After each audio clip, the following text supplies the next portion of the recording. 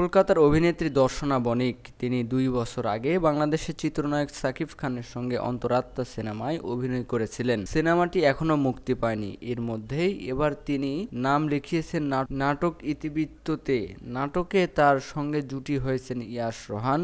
নাসির খানের লেখা রোমান্টিক গল্পের নাটকটি আজ মুক্তি পাবে। মাদকাসক্ত তরুণ বৃত্ত ইয়াশ রোহান, যাকে সবকিছুর বিনিময়ে সুস্থ করে তুলতে চান তার প্রেমিকা ইতি দর্শনা বণিক। বৃত্ত একটু একটু করে সুস্থ হওয়ার পথে হাঁটলেন দুই পরিবারের দ্বন্দ্ব শুরু হয়ে যায়। ইতি ও বৃত্তির পাওয়া না পাওয়া ভালোবাসার গল্প নিয়ে এগিয়ে চলে নাটকটি। এই নাটকে কেন কলকাতার অভিনেত্রীকে প্রয়োজন হলো জানতে চাইলে পরিচালক রাফাত মজুমদার বলেন, আমরা চেয়েছি গল্পের প্রয়োজনে এমন এক মুখ নিতে যাকে ছোট পর্দার কম দেখা যায়। আমরা অনেকের কথাই ভেবেছিলাম, পরে দর্শনা বণিকের সঙ্গে ব্যাটে বলে মিলে যায়। তিনিও নাটকের গল্প নিয়ে খুবই আগ্রহী ছিলেন। নাটকের গল্প শোনার পরে দর্শনা এক বাক্যে রাজি হয়ে যান। তিনি নিজেও বাংলা নাটকের ভক্ত। অপূর্ব, আফরান নিশো, মেহজাবিন, তাসনিয়া ফারিন, তানজিন তিশা সহ অনেকের নাটক প্রায় দেখেন, জানেন বাংলাদেশের নাটকগুলো ও কলকাতায় খুবই জনপ্রিয়। দর্শনা বলেন,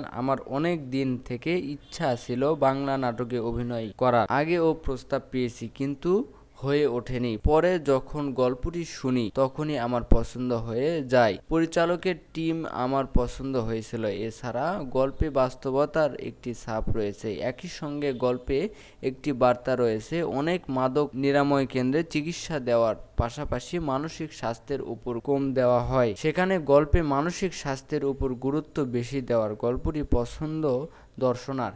তিনি বলেন, আমি ঈদের আগে বেশ কয়েকদিন ধরে নাটকটির শুটিং করেছি।